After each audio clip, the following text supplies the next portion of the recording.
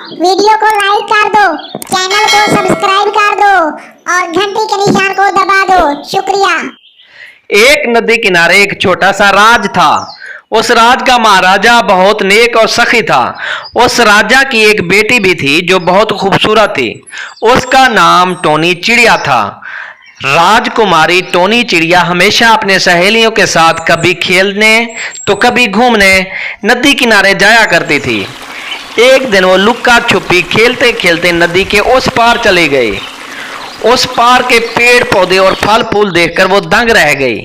वो मन ही मन में सोचने लगी, ये जगह तो बहुत सुंदर है, लेकिन मैं तो पहले कभी यहाँ नहीं आई।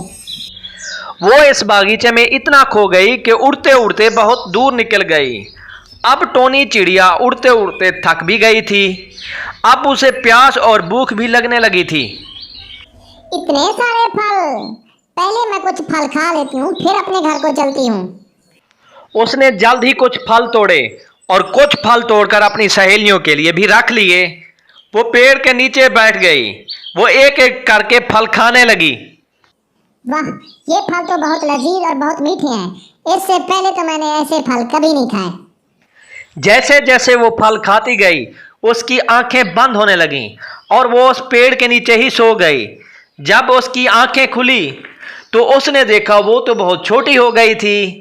इतनी छोटी कि उसके आसपास के फल और फूल भी उसे बहुत बड़े दिखने लगे थे। ये सब हुआ कैसे? मेरी आंख अचानक कैसे लग गई और मैं इतनी छोटी कैसे हो गई? वो रोने लगी। उधर टोनी चिड़ी की सहेलियां उसे ढूंढ ढूंढ कर थक गई। वो उसे आवाजें भी देती रहीं। वो थक कर महल चली गई और जाकर राजा रानी को सब कुछ बता दिया। टोनी लुक्का छुपी खेलते खेलते कहीं दूर निकल गई और फिर हमने उसे बहुत ढूंढा, लेकिन टोनी हमें कहीं नहीं मिली। राजा रानी बहुत परेशान हो गए और टोनी की माँ रोने लगी। हाय, कहाँ होगी मेरी बेटी? तुम दोनों अभी के अभी जाकर नदी के आसपास के सारे इलाकों की छानबीन करो और राजकुमारी टोनी चिड़िया को वापस महल लेके आओ। वो लोग जब जंगल पहुंचे तो टोनी चिड़िया ने उन्हें देखा। वो उनको आवाजें देती रही, लेकिन उसकी आवाजें उन तक न पहुंच सकी। वो इतनी छोटी हो गई थी कि दरबारी भी उनको न देख सके। राजकुमारी टोनी चिड़िया, तुम कहाँ हो? राजकुमारी टोनी चिड़िया, तुम कहाँ हो? सुनो सुनो, यहाँ देखो, मैं तुम्हारे पीछे हूँ। अब मैं क्या करूँ? रुक जाओ, रुक जाओ। वो इतनी छोटी हो गई थी कि दरबान उसे देख ही नहीं पाए और थक कर महल चले गए। यहाँ टोनी चिड़िया चिल्लाती रही और उनके पीछे भागती रही और थक कर एक पेड़ के नीचे बैठ गई और जोर जोर से रोने लगी। तब उसका ध्यान पेड़ के नीचे एक बिल पर जाता है, जो कि वो अब उसके लिए एक बड़ी गार की तरह था। मैं अंदर जाकर देखूं, हो सकता है कि मदद मिल जाए, लेकिन इसके अंदर कोई खतरा भी तो हो सकता है। अगर कोई जानवर हुआ तो मेरी जान भी जा सकती है, लेकिन करूं तो अब क्या करूं? मुझे हिम्मत करनी होगी। अंदर जाकर देखती हूँ। जैसे जैसे वो अंदर बढ़ती गई उसने कुछ आवाजें सुनी। जब वो अंदर पहुंची तो उसने देखा वहां उसकी तरह छोटी छोटी चिड़ियां और चिड़े बैठे हुए थे। आप सब चिड़िया और चिड़े कौन हो? अरे हम सब आसपास के परिंदे हैं, लेकिन तुम कौन हो? हम लोग इस जंगल में रास्ता भूल गए थे और फिर हम यहाँ जादूगरनी के जादू का शिकार हो गए और कई दिनों से हम यहीं छुपे हुए हैं ताकि हमें कोई जानवर मार न डाले। मैं हूँ राजकुमारी टोनी चिड़िया। हम ये सब चुपचाप नहीं सहेंगे, हमें कुछ न तो कुछ करना होगा। हम लोग तो इतने छोटे हो गए हैं, हम क्या कर सकते हैं? उड़ उड़ कर थक जाएंगे, लेकिन फिर भी रास्ता खत्म नहीं होगा। इस जादूगरनी को हराने का कोई ना कोई तोड़ तो होगा। हाँ है, लेकिन वो मुश्किल ही नहीं, नामुमकिन भी है। उसके घर के बाहर के बगीचे में एक टूटा हुआ आईना रखा है और अगर हम इस आईने को जोड़ लेते हैं और किसी तरह वो जादूगरनी इस आईने में देख ले तो उसके जादू का असर खत्म हो जाएगा और हम वापस असली रूप में आ जाएंगे और वो जादूगरनी भी मर जाएगी। ठीक है, हम सब मिलकर कोशिश करेंगे, लेकिन उसके घर तक पहुंचने में हमें कई दिन लग जाएंगे। हम छोटे हो गए हैं, उड़ते उड़ते हम थक भी जाएंगे। नहीं, हम इस जंगल के परिंदों की मदद ले सकते हैं। हाँ, एक तोता यहाँ रोज आता है, हम उसकी मदद लेंगे। दूसरे दिन जैसे ही वहां पर तोता आया तो उन्होंने मदद करने को कहा और वो मदद करने के लिए तैयार हो गया। तोते की पीठ पर बैठ के टोनी चिड़िया और बाकी चिड़िया जादूगरनी के ठिकाने तक पहुंच गए। पहले उन्होंने बागीचे में जाकर वो टूटा हुआ आईना ढूंढा और सब उसे जोड़ने की कोशिश करने लगे।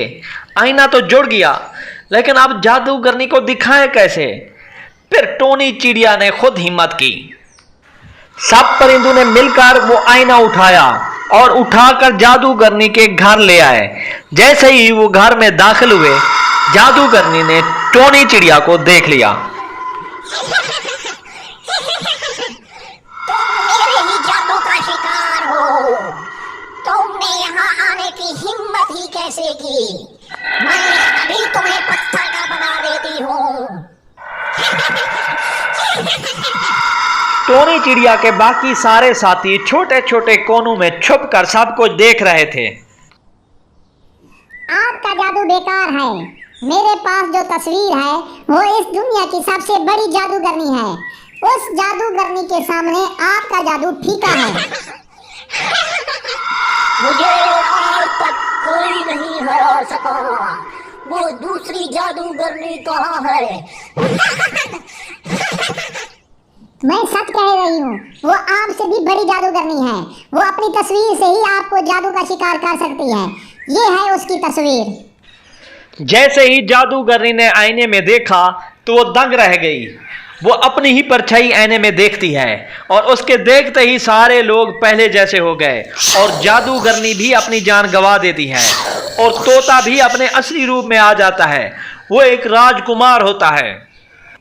आपका बहुत शुक्रिया राजकुमारी टोनी चिड़िया। तुम एक बहादुर चिड़िया हो। तुमने हिम्मत की, हम हिम्मत हार चुके थे। आज तुम्हारी वजह से हम सब परिंदे इस जादूगरनी के जादू के असर से बच गए। राजकुमार बंटी तोता राजकुमारी टोनी चिड़िया को उसके महल लेके जाता है। वो उसको उसके माँ बाप से मिलाता है। उसका माँ बाप उसको देखकर बहुत खुश होते हैं और बंटी तोता राजकुमारी टोनी चिड़िया का उनसे हाथ मांग लेता है। इस तरह वो हंसी खुशी ज़िंदगी गुजारते हैं। बच्चों, इस कहानी का मॉरल ये है कि ज़िंदगी में कभी हिम्मत नहीं हारनी चाहिए। हिम्मत से काम लेना चाहिए, चाहे वक्त और हालात जैसे भी हों। इंसान को कभी हिम्मत नहीं हारनी चाहिए।